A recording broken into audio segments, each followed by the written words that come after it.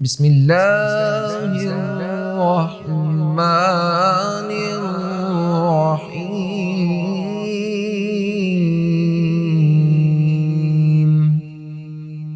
ألف لام ميم.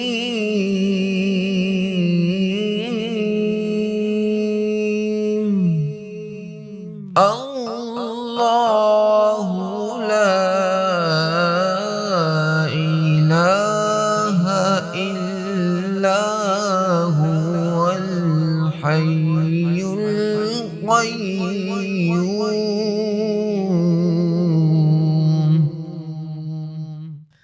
نزل عليك الكتاب بالحق مصدقا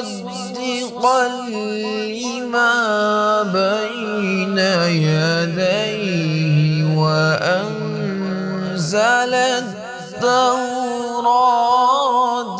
والإنجيل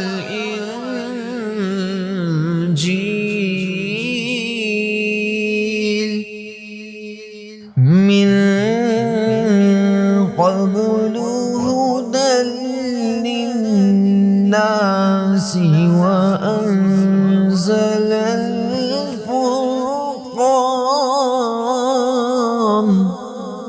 إن الذين كفروا بآيات الله لهم عذاب شديد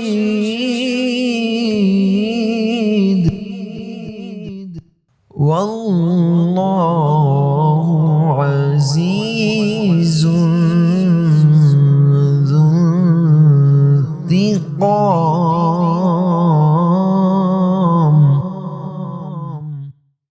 إن الله لا يخفى عليه شيء في الأرض ولا في السماء.